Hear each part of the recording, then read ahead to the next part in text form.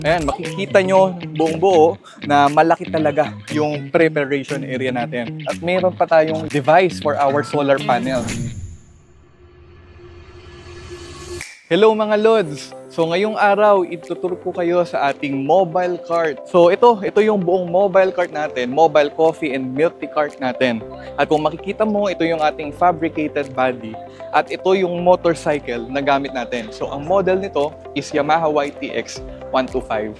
At kung mapapansin mo, talaga namang pansinin tayo sa kalsada, mapa-araw man o gabi. Dahil unang-una, sa signage natin na paggabi, this is lighted, umiilaw yan, makinang na makinang yan sa gabi.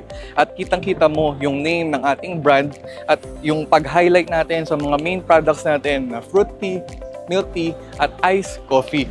Makikita mo agad yung mga menu natin and itong lighted menu natin na mailaw din paggabi, na binibida nga natin yung 49 pesos natin na milk tea and coffee. At dito sa menu, sa table, okay, makikita mo rin yung mga premium milk tea na ino-offer natin. Nagagamit din to ng mga customers natin. So dito sila minsan tumatambay, dito sila umiinom, at dito sa harap, mapapansin nyo rin na meron tayong maliit na window kung saan yung barista natin dito nila binibigay or inaabot yung order ng mga customers natin. At sa gilid, ayan, nandito na naman yung menu. Para kahit gaano pa karami yung customers natin na nakapila, kahit medyo malayo pa lang sila, mababasa na nila at makakapili na sila kung ano yung gusto nilang orderin.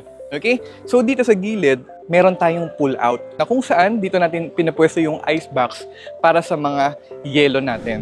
So punta tayo sa loob. Ayan, makikita nyo buong buo na malaki talaga yung preparation area natin. At meron pa tayong lalagyan dito. At dito, kung mapapansin mo, nandito yung ating device for our solar panel. Dahil powered tayo by solar panel, kaya kahit nasa kalsada tayo, nagagawa nating mapailaw yung mga lights and menu natin. Mapapansin mo na napakalaki pa ng mga lalagyan natin. Actually, kasyang-kasya dyan kahit maglagay ka ng table and chairs. Meron din tayong another working table. Meron din tayong mga forms na ginagamit to log yung mga performance ng sales natin para na-audit din natin bilang business owner, yung barista na hinire natin. Overall, ayun na yung mobile cart tour natin. So kung mapapansin nyo, napaka-simple lang niya, pero napaka-effective niya operationally.